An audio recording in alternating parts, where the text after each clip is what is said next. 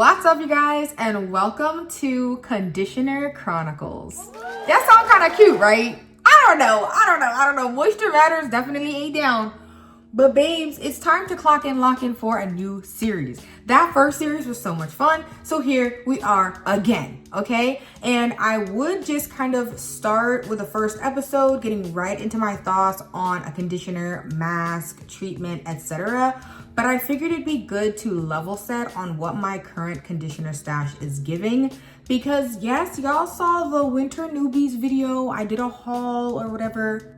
But it's the holiday season and I did get some new conditioners, so I figured we'd talk about what those are in the midst of talking about the other, products that are already in my stash. So without further ado, babe, I have my iPad here.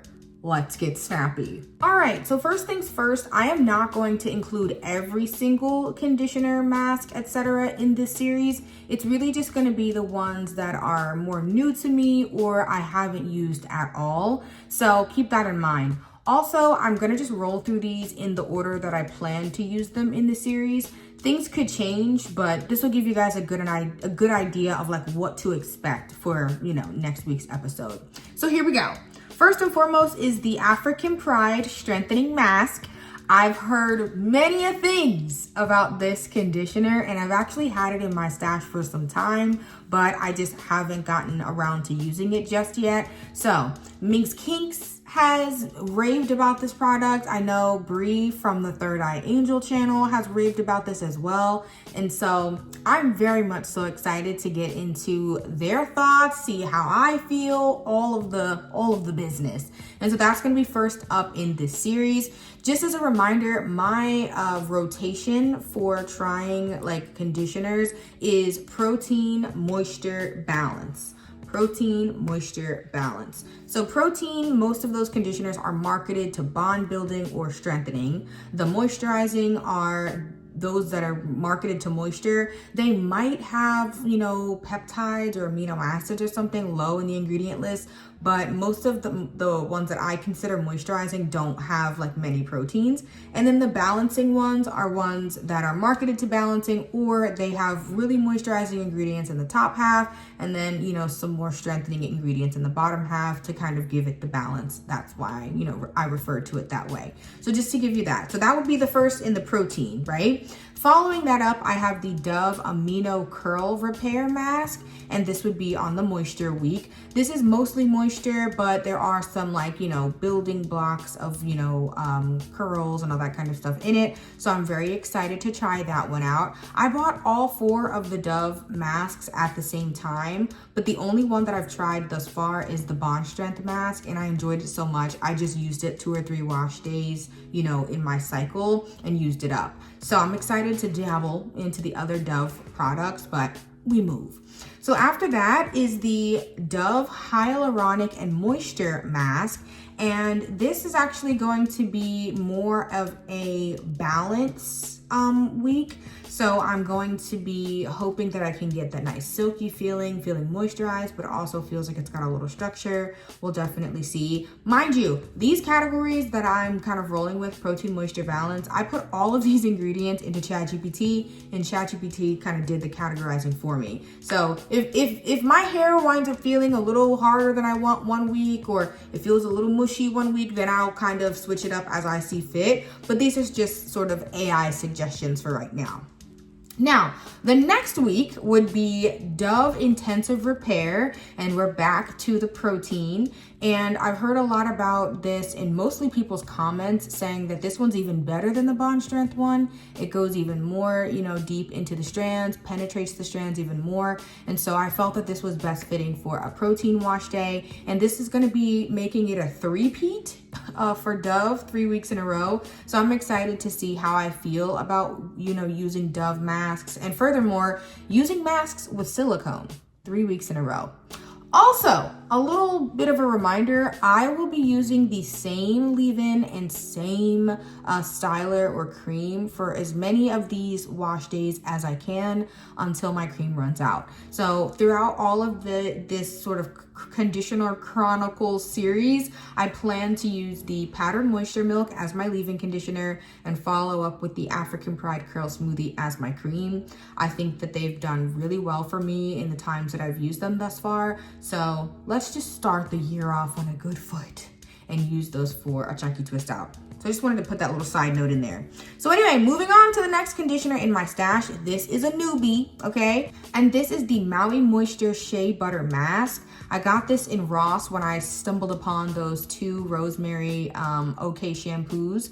And I was like, thank you, Jesus. So I found this, and I think this was $4 or $5.99. It has a really nice texture. And I was like, you know what? It could be nice to have something with a little bit, the oils and the butters and stuff like that as a conditioner that I can rinse out, because I haven't had the best, results with heavier shea butter kind of products as my styler, but we'll see. So that would be on a moisture week. I don't think I spotted any conditioner, any proteins or anything like that in this conditioner, so that would be pretty much a moisture week.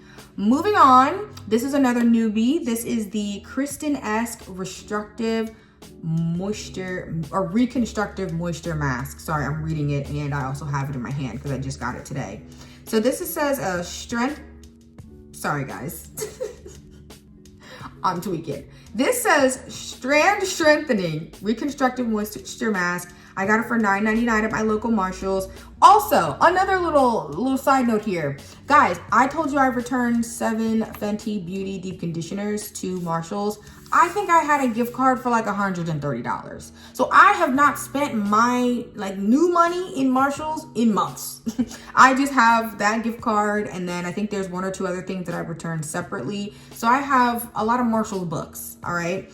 And I decided to just dabble in this one. Now this is 6.7 fluid ounces, and it does have silicone in it, but it smells really nice, very spa-like fresh, and I like the consistency. It actually kind of looks similar to the Fenty Beauty one. So we shall see, guys. It has moisturizing ingredients, the coconut oil, cetyl alcohol, etc. And I'm excited to see how I feel about the little bit of silicone in here. And it says that it makes it easy to detangle. So we'll get into that for this actual video, but that is going to be a balanced week. So this will be a balanced week. Moving on to protein. This is actually the only rinse out conditioner that I have in this sort of Chronicles that I'm going to be doing with conditioners. It's the Nexus Amino Bond conditioner that I purchased it's been, I think maybe a month or so ago during the winter newbies. I kind of talked about it. But yeah, so I want to try this out, see how I like it. I'm going to kind of use it as a deep conditioner. I deep condition or condition the same way every wash day, where I give my product some time to sit in my hair, maybe about 15-20 minutes, something like that. So yeah, I'm excited to try that out for a protein wash day. And then last but not least, I decided to revisit the tgin honey hair mask, and I got it from Marshalls today, so I have this right in my hands. And the last time I used this was probably 2022, and the ingredients have changed. So I noticed very high up in the ingredients list, it now has isododecane, which I believe is kind of like a silicone, like slick sort of ingredient. And I don't think I see the dimethicone that I used to see. So I see dimethiconol, but I definitely remember it had dimethicone high up in the ingredient list. And I remember it feeling kind of heavy on my strands when I first used it in 2022. Mind you, my hair was like over strengthened with protein, and it didn't have enough moisture. So I think that's why it just kind of made my hair feel super flat. But I'm excited to try this again. I do notice the difference in consistency, the texture and stuff like that. The smell smells the same. So I'm excited. So yes, y'all, that was a walk through all of my conditioners, all of the masks and treatments that I'm gonna be featuring in this Conditioner Chronicles series.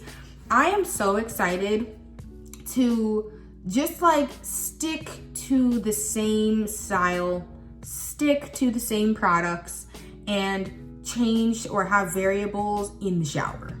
I can rinse the conditioner out. Most of the time, a conditioner is not gonna make or break my wash day. And then the other thing is if I don't like it, I can just use it on one section and try something else and move on. And that works well for me in the shower. So yeah, let me know what conditioners I named that you guys are excited to see.